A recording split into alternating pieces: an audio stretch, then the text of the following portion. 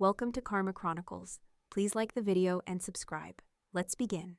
I hated these things. The family get-togethers were always the same. My aunt's mansion, way too big for one person, drenched in chandeliers, polished marble floors, and that overpowering smell of expensive perfume and cigar smoke.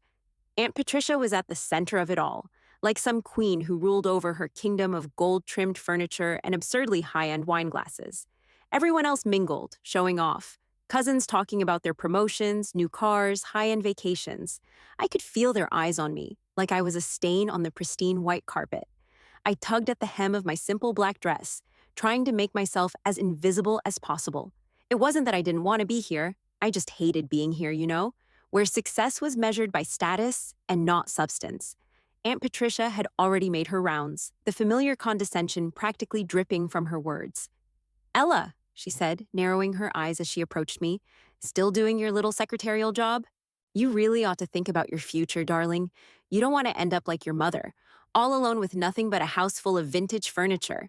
I forced a smile, keeping my chin high. "I'm fine, Aunt Patricia, really. I like what I'm doing." Her lips curled, clearly not believing me.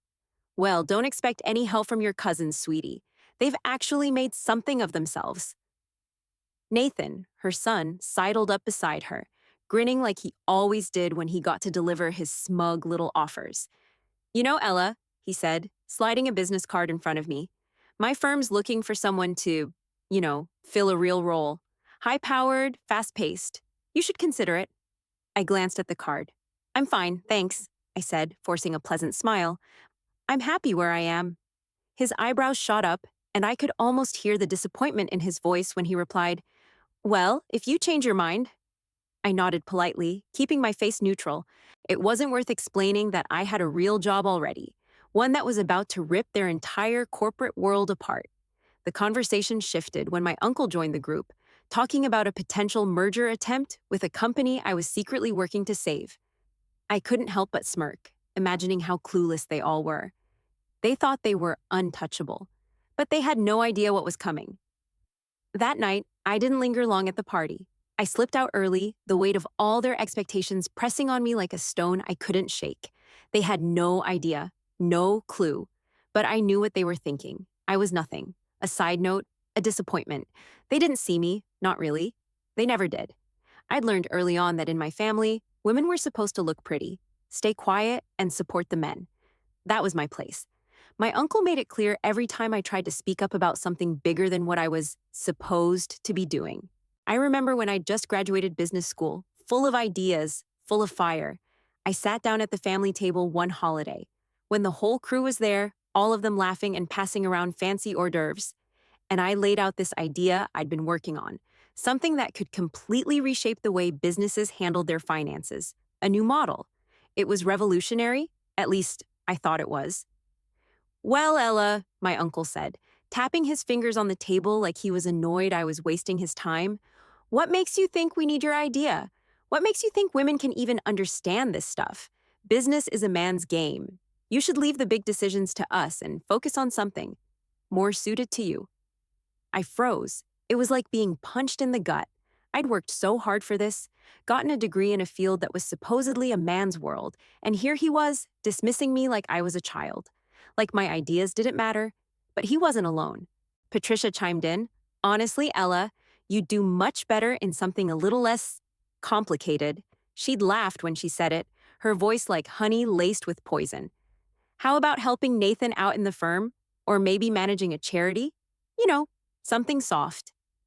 I could hear the others murmuring, agreeing with her, glancing at each other with those looks that told me everything I needed to know.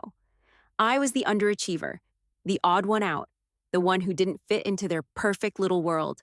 I wasn't just fighting to be taken seriously anymore. I was fighting against the very idea that I wasn't enough, that my gender and my place in their world would always limit me. But I wasn't going to let that stop me. Frustration turned to determination. The next morning, after those same voices echoed in my head all night, I made up my mind. I wasn't going to beg them for approval anymore. I wasn't going to play small. I didn't need them. I'd build something of my own. So, while they thought I was still toiling away at some desk job, I quietly started putting together the pieces. I launched Summit Consulting without a single one of them knowing. I didn't tell anyone. not even my closest friends. It was my secret, my rebellion. My first real job was with a struggling factory on the brink of bankruptcy. They couldn't afford a full-time consultant, but I saw the potential. The company's problems were simple, really. Poor leadership, bad financial planning, and a lack of vision. I went in, worked day and night, and within 6 months, the company was back on its feet. That was my start. I used what I'd learned in business school, everything I'd studied, to turn things around. It felt like a victory, but it wasn't something I could shout from the rooftops. No, I kept it quiet, working in the shadows. Every small win, every company I helped made me stronger. Summit grew, slowly at first. But it wasn't about speed, it was about stealth. I wanted to build something they'd never see coming. Meanwhile, I played the role of the invisible secretary, just as my family expected. I wasn't going to give them the satisfaction of knowing what I was really doing. I wanted them to think I was still stuck in that same little job, with the same boring life. But inside, I was building an empire, one client at a time, one quiet victory at a time. Every time they looked down on me, I knew I was one step closer to proving them wrong. I never let them see me coming. It was like playing a long game of chess, one where the stakes were high and I had to hide my hand. Summit Consulting kept growing, quietly, under the radar. As the company expanded, so did my reputation, but none of that mattered to my family. They still thought I was just the assistant, the secretary, doing her little job, while the real players ran the show. In the business world, though, things were different. People were starting to take notice. Clients who needed help against hostile takeovers, companies being picked apart by predators, companies that couldn't see how to fight back, came to me, and I was more than happy to step in. One after another, I saved them. My team worked in the shadows, fixing their operations, renegotiating their contracts, finding loopholes. It wasn't glamorous, but it was powerful. Quietly, I built Summit's reputation as a force to be reckoned with. All the while, I kept my head low at the office, showing up each morning at my secretarial desk, wearing my same old blouse and pencil skirt. I was invisible, the perfect cover for what I was really doing behind the scenes. No one suspected a thing. The truth was, I had to keep playing the role. I couldn't afford to slip up. Not yet. Then, one day, I saw the name of a well-known electronics manufacturer flash across my computer screen, Savant Technologies. My heart skipped. It was one of Summit's biggest clients, and I'd been helping them through a series of corporate battles. Little did they know, though, I was fighting against my family's business, the one that had always looked down on me. Richardson Enterprises had its sights set on Savant. It was the perfect target. Strong market position, a rich brand name, a steady cash flow. But I couldn't let that happen. I'd been working with Savant to keep them afloat, using every trick I knew to protect them from the takeover that was already looming. It was surreal, knowing that my family was about to walk right into my trap without even realizing it. I kept my cool, playing it smart. I had to be careful. Every move I made with Savant was meticulous. I set up meetings, fine-tuned the strategy, all while making sure Richardson Enterprises never caught wind of my involvement. They were too busy counting their wins, too sure of themselves to look deeper into who was saving the companies they were targeting. They never suspected that the invisible secretary they barely acknowledged was the one calling the shots. It wasn't just about the business anymore, it was personal. Every call I made, every report I sent out, it all felt like a small rebellion. The days passed, and I kept one eye on Summit's growth, while the other watched Richardson's every move. It was a game of cat and mouse, except I wasn't the mouse. In the boardrooms where my family strategized, they had no clue who was really pulling the strings. To them, I was still just the quiet, unremarkable woman who typed up memos and answered phones. They could never have imagined that I was the one standing between them and another victory. I knew their playbook too well. I understood their tactics because, in some twisted way, I had learned from them. They thought they were invincible, always moving like sharks through the water, picking off the weaker companies. But I had learned to swim in those same waters, and I was a hell of a lot smarter than they gave me credit for. While they were focused on making their next big deal, I was already planning my next move. The quiet power I'd built through Summit was unstoppable. The buzz of my phone shattered the quiet, and for a split second, I felt my stomach drop. It was a message from Maya, Summit's assistant. I opened it quickly, and my pulse quickened as I read through the lines. Ella, Savant Technologies is under attack again. Richardson Enterprises is moving forward with a hostile takeover, but this time, they're asking for a merger instead of just restructuring. We need to act fast. The merger terms are on the table now. Let me know your next steps.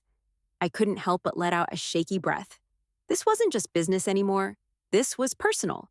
Richardson Enterprises wasn't going to settle for just a hostile takeover. They wanted to swallow Savant whole. A merger meant they'd be in control, and if I approved it, I'd be handing them the keys. But if I rejected it, my family would lose their chance to devour the company. It would be a blow to their pride, their power, and they wouldn't even know I was the one who pulled the trigger. But there was no room for hesitation now. I paced my office, the sharp click of my heels echoing through the room. I had been preparing for this moment, but nothing could fully ready me for the storm that was coming. It felt like the final piece of a puzzle falling into place. This wasn't just a business deal. It was the culmination of everything I had worked for. Every quiet victory, every inch of ground I'd gained was leading up to this. The timing couldn't have been more critical. If I approved the merger, my family would see it as a win. But I knew it would be more than just a deal. It would be my confirmation, a quiet but brutal victory. It would send a message they couldn't ignore. I had beaten them at their own game. I sat down, fingers trembling slightly as I typed out my response to Maya. We move forward. Prepare the papers for the merger. Get me a meeting with Savant's team. I'll need to be there in person. I hit send and immediately felt the weight of the decision settling in. In a few days, everything would change. I knew the meeting would be held at Summit's headquarters. That was the plan, at least. I'd never been more prepared for anything in my life. But the anxiety in my chest didn't go away. In fact, it only seemed to intensify the closer we got to the day. My family would walk in, expecting to see a lowly assistant, someone invisible, someone they could dismiss without even a second thought. But they wouldn't know that I was the one holding all the cards. They wouldn't know I was the one who had the power to decide everything. My mind flashed to all the times my uncle, my cousins, my aunt had belittled me, dismissed me like I was just some small piece of the family puzzle. They didn't take me seriously then. They wouldn't be able to when the truth came crashing down on them. Still, there was that lingering fear. What if they saw through the mask I'd worn for so long? What if they figured it out before I was ready to reveal myself? I shook my head, trying to push the doubts away. This wasn't the time for fear. Fear was what had held me back for too long, but no more. I'd already built my empire in secret. I'd already turned the tables, and now it was time to flip them completely. I couldn't afford to let them see the fear in my eyes. The truth had to be revealed. Yes, but it had to be on my terms. It had to be perfect, controlled. When I walked into that meeting, when I finally showed them who I really was, it had to hit them like a punch to the gut. They had to feel the weight of every moment I had spent proving them wrong, every sacrifice, every whisper that had gone unheard, every judgment they'd thrown my way. I stood up, the nerves in my chest settling into something more solid. The decision was made. The plan was set. I was ready.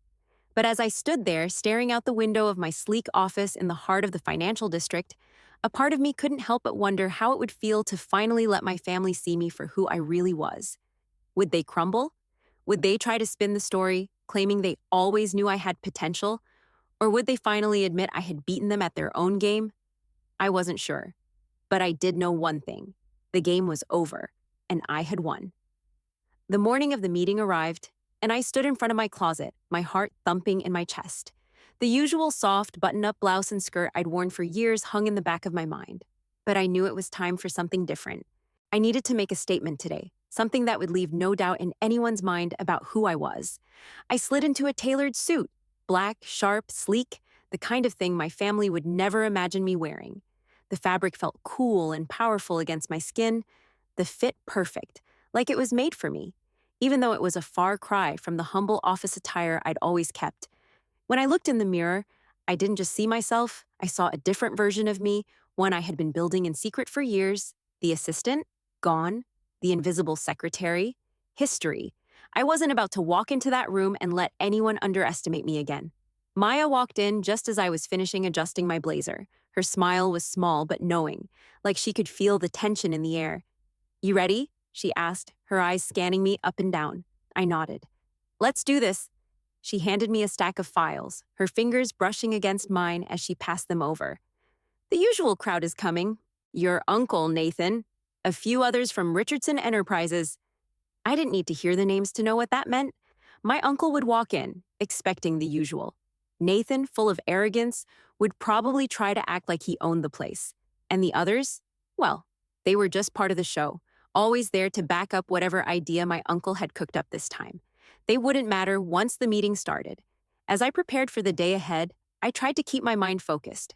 The plan was simple: reveal myself as the CEO of Summit, present the merger terms, and watch them scramble. It was time to put everything on the table. I'd spent years as a shadow in their world, but today they were going to see me for who I really was. Maya's voice brought me back to the moment. "You've got this," she said softly, a hint of pride in her voice. I couldn't help but smile. "I'm counting on it." I walked down the long corridor of Summit's headquarters, my heels clicking against the polished floor, the sound louder than I expected. I felt every step, each one grounding me, giving me strength. The doors to the conference room were ahead, the weight of them almost like a challenge. I could already picture my family walking in, their faces betraying that familiar sense of superiority. They had no idea who they were about to meet. I stood in front of the doors for a moment, taking a deep breath. My nerves were still there, just under the surface, but I didn't let them show. I couldn't. Not today. I wasn't about to let fear hold me back when I had finally come this far. The knock on the door signaled the beginning. Maya opened it, and the first faces I saw were those of my uncle and Nathan, flanked by the others from Richardson. They walked in, heads high, no doubt expecting the usual reception. The lowly assistant, the secretary, me. But I wasn't standing there, waiting for them to take their seats. I was already in the room, sitting at the head of the table. My back was straight, my gaze steady. I wasn't nervous anymore. I was in control. The look on my uncle's face was priceless. His eyes flicked around the room, searching for the assistant who was supposed to be there, the one who would take their coats, bring the coffee, and do all the little tasks that allowed them to feel important. His gaze landed on me, confusion flickering in his eyes. "Ella?" he asked, like he couldn't quite believe what he was seeing. I didn't say anything. I just smiled, calm as ever. The room was still for a moment, but then I could see the recognition dawning on his face. The same thing happened with Nathan. He opened his mouth to speak, but then shut it, clearly unsure how to react. I placed the merger documents in front of me, letting them settle in the center of the table. "Let's get started," I said. My voice was steady, confident. A complete contrast to the woman they thought they knew. The tension in the room was thick, almost palpable. They were still trying to piece together what was happening, who I really was, but I wasn't going to give them the satisfaction of explaining, not yet. I had no intention of running from this moment. Today, they would understand that I was no longer the invisible assistant. Today, I was the one who held the power. The door opened, and I heard the shuffle of footsteps as my family entered, talking amongst themselves, their voices full of their usual arrogance. Then the door swung shut, and everything went silent. My uncle's eyes scanned the room, searching for me, looking for the assistant who'd always been quietly working in the background, waiting for someone to need her. His confusion was immediate, and for a brief second, I almost felt sorry for him. "Where's the coffee?" he asked, his voice sharp, like I was the servant in this little game. "Ella, why aren't you—" He trailed off when his eyes landed on me, sitting at the head of the table. The papers in front of me were neatly arranged, the documents for the merger spread out like an offering, and I could feel the weight of every second hanging in the air. I didn't flinch, didn't even blink. I didn't need to. This moment, the one I'd been working toward for so long, was mine. "I'm right here," I said, my voice steady, calm. "I'm the one you're looking for." The words hit them like a slap, and their faces went through every shade of disbelief, confusion, and then the hint of panic.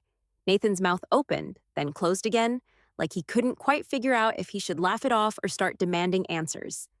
"Where's the real CEO?" My uncle's voice was shaky now, and I could tell he was trying to hold on to the illusion, trying to wrap his mind around this idea. I let the silence drag on for a moment. Then I leaned forward, looking each of them in the eye, and said, "I am the CEO of Summit Consulting. It's time you knew that." It was like the floor had shifted beneath them. Their eyes darted between each other, too stunned to speak at first, but you could feel the confusion sinking into their bones. They tried to laugh, but it was forced, like they were all suddenly trapped in a bad joke they couldn't escape. They hadn't just underestimated me, they had dismissed me, for years. And now? Now they were struggling to make sense of it. My uncle cleared his throat, his face red, but his voice barely steadied. This is a joke, right? Ella, you can't be serious." I didn't flinch. I opened the folder in front of me and slid the financial reports across the table, letting them fall in front of him like a gauntlet. The numbers spoke for themselves. Summit Consulting wasn't some small-time operation. We were running with the big leagues now. Take a look, I said. We've got Fortune 500 clients, a track record that speaks for itself. We've saved companies from hostile takeovers, companies just like the one you're eyeing now, Savant Technologies. You remember them, right? I could see the recognition flash in their eyes. They knew Savant, and they knew they'd been targeting them. But they didn't know I'd been quietly saving them from their clutches. I let them stew on it for a moment before I spoke again, my voice soft but firm. I've been working against your company for years. Summit's been quietly saving the businesses you've been trying to tear apart. Nathan scoffed, his usual smugness creeping back into his voice. Come on, Ella. You expect us to believe that you've been behind all of this? That some secretary with a dream turned into the CEO of a consulting firm that's taking down Richardson Enterprises? I leaned back in my chair, letting the question hang in the air. I didn't need to prove anything to Nathan. He was always going to be a skeptic, just like the rest of them. But I wasn't speaking for him, I was speaking for me. You don't need to believe me, I said, but the numbers don't lie. Summit's been running the game, and your company hasn't even realized it. The room went deathly quiet, the weight of what I had just said sinking in. The tension was unbearable, but I wasn't going to break. Not now. I could see my uncle's wheels turning in his head, trying to find a way to regain control. This isn't how it's supposed to go, Ella. You've been hiding in plain sight, pretending to be someone you're not, and now you want to ruin everything? I let out a small, humorless laugh. I'm not ruining anything. I'm just playing the game, but I'm playing it better than you've ever given me credit for. His face twisted with frustration. You don't understand what this merger means, what it would do for us. You're just a what? I interrupted, my voice cutting through the air. A secretary? A small-time assistant?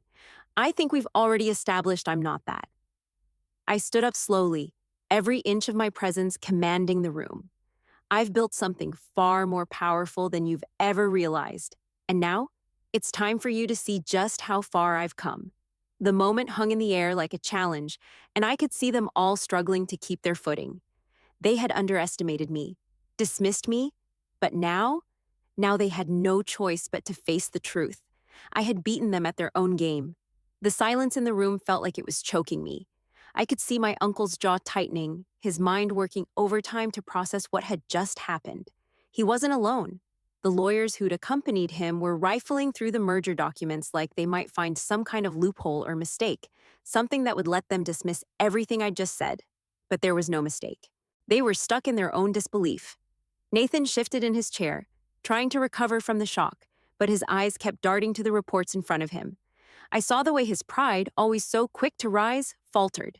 His mouth opened, then closed, like he was struggling to find a way to make the situation feel smaller than it really was. But it was too late for that. You've been building this all this time?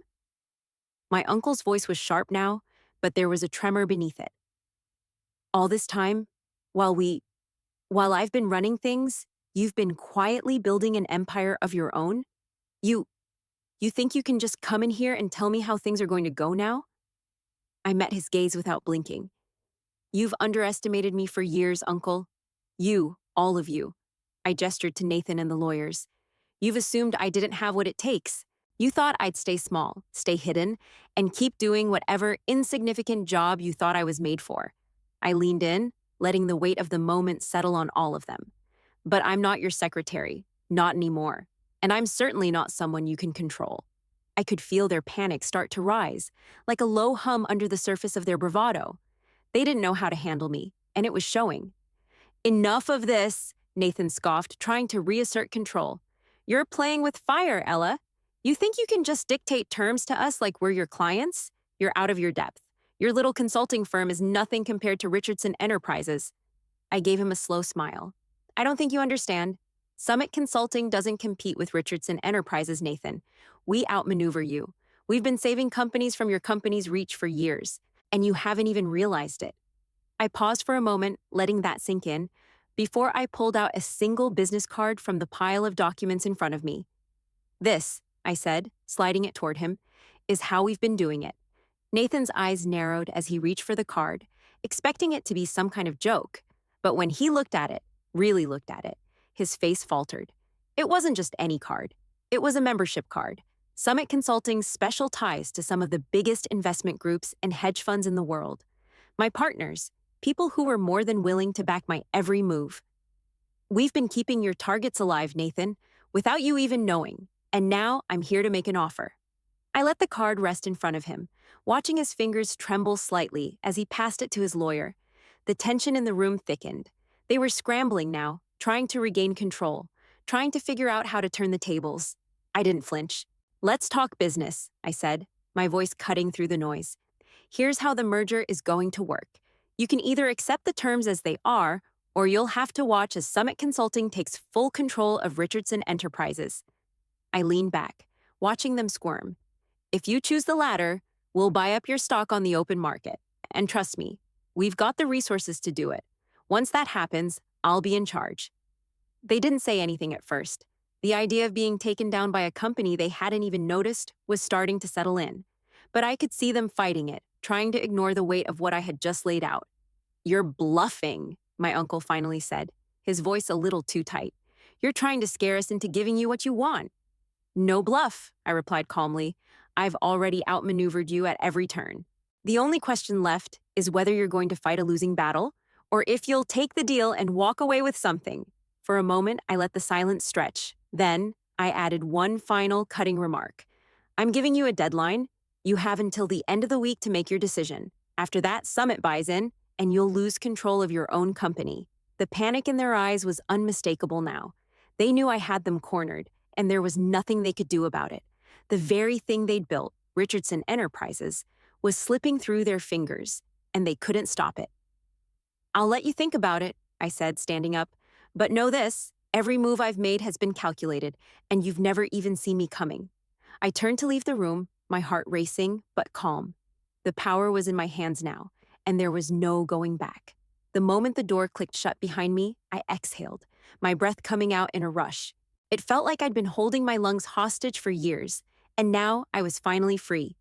I leaned against the wall of my office, staring out the window, watching the city hum below. Relief, exhilaration. A little bit of fear still clung to my chest, but it was fading quickly, replaced by something else. Power. The kind of power I hadn't allowed myself to feel until now. I had done it. I had finally let the world see me for who I truly was. My phone buzzed on the desk, the sharp vibration pulling me back into reality. I ignored it at first, let the messages pile up. I didn't care what my family had to say. They weren't my problem anymore. The texts kept coming, though, relentless. From my uncle, Nathan, Aunt Patricia, the usual suspects, all demanding answers, all scrambling to reframe the story in their favor. They couldn't accept it. Not yet. They couldn't admit that I'd outplayed them, that I had spent all these years quietly building a force they could never have imagined. I glanced at the phone again, the screen flashing with their names. I was tempted to look, tempted to respond. But no, I wasn't going to let them control this moment, not after everything I'd done. I set the phone down, face down on the desk, and let it buzz itself into silence. The merger went through within hours. That was the first domino to fall. As soon as the paperwork was signed, the stock prices of Richardson Enterprises started to tank. The market didn't care about their pride or their power. It only cared about the numbers, and those were no longer in their favor. I wasn't surprised when the news hit. Richardson Enterprises had been a giant, sure, but it was a wounded giant, one that had been too busy fighting for control to notice the smaller companies, like Summit, that had quietly been pulling the strings in the background. It didn't take long for the next piece of the puzzle to fall into place. My uncle resigned. I'm sure it was partly out of shame, partly out of the realization that the game had changed and he was no longer in control. He'd always seen himself as the king of the family, the one who called the shots. Now he was nothing more than a figurehead, running on fumes. I almost felt sorry for him, but not enough to care. As I sat at my desk, watching the stock prices of Richardson Enterprises fall further, I couldn't help but smile. In the silence of my office, it hit me just how far I'd come. From that first day when I had been dismissed by everyone to this moment, when I stood at the top, looking down at everything I'd built. Summit Consulting wasn't just a company anymore. It was a force, and I was the one holding it all together. I thought about the years of quiet work, The nights spent poring over business plans, the moments when I had to hide my success, pretending to be invisible, all while making moves behind the scenes. The sacrifices I had made, the small lies I had told, the relationships I had kept at arm's length, none of it mattered now. All of that was behind me. Now, I was free. And Summit was poised to change the landscape of corporate restructuring. No one would be able to ignore us. I leaned back in my chair, feeling the weight of the moment. I was no longer bound by the limitations my family had placed on me. No longer the invisible one. No longer the underachiever. The phone buzzed again. Another message. I didn't bother to look. I had bigger things to focus on now. I had to build Summit into something even stronger. Something that could change the industry. And I wasn't going to let anything stand in my way. For the first time in my life, I was in control. And I was going to make damn sure no one ever underestimated me again. It didn't take long for the damage control to begin. The narrative was spinning in their favor faster than I expected. Aunt Patricia, with her usual flair, was the first to take the mic. "I always knew Ella had potential," she said in a public interview, her smile sickeningly sweet. "I'm proud of how far she's come, though it's a bit surprising to see how she's chosen to go about it." Her words were a careful mix of praise and subtle judgment, just enough to maintain her position while still pretending like she wasn't rattled by my success.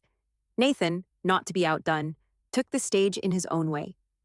"It was clear Ella had the drive, he said to anyone who would listen, his voice all confidence. "I always knew she'd make a mark, just never thought she'd do it this dramatically." It was laughable. They were both trying to rewrite history, spin my rise into something they could claim credit for. They needed to protect their image, to keep the story in their hands, but they couldn't fool me. And they certainly weren't going to fool the world. So I did what I had to do. I hit send on the video. It was a clip from a family reunion, years ago, one I had kept on my phone, just in case. In it, Aunt Patricia, glass of wine in hand, was making jokes about how sweet it was that I still thought I could make it in a world like theirs. She mocked me, laughing at my ambition, at my dreams of making a name for myself outside their shadow. Nathan joined in, casually suggesting that I might want to settle down with a nice man and focus on real life, instead of chasing pipe dreams. It was a clip of pure, raw, unfiltered condescension. The kind of moment they thought would stay buried forever. The kind of moment I knew I'd have to expose, to show the world just who they really were. The video went viral faster than I expected. The public loved it. Loved watching the mask slip off the family that had built their empire on power and privilege, all while dismissing anyone who dared to be different. As I watched their PR team scramble to salvage their reputation, I couldn't help but feel a small sense of satisfaction. They had spent years undermining me, dismissing me as nothing more than the quiet secretary who would never amount to anything. Now they had to face the truth. But the real prize wasn't in exposing their hypocrisy. It was in what came next. The business world began to sit up and take notice. Summit Consulting wasn't just a company anymore. It was a symbol of resilience, of taking control, of refusing to stay in the shadows. I was invited to speak at events, to give interviews, to share my story. And as each new opportunity came, my confidence grew. I had built something that would last. One day, while I was reviewing reports in my office, my phone buzzed again, a text from my mom. It was simple. "I'm proud of you, Ella. You've always had it in you." I stared at the words for a moment, letting them sink in. My mom had always believed in me, even when no one else did. Her support meant everything. And then the call came. I was nominated for a prestigious business award, one of the highest honors in the industry. It felt surreal standing there in front of the crowd, receiving the award, with the bright lights shining down on me.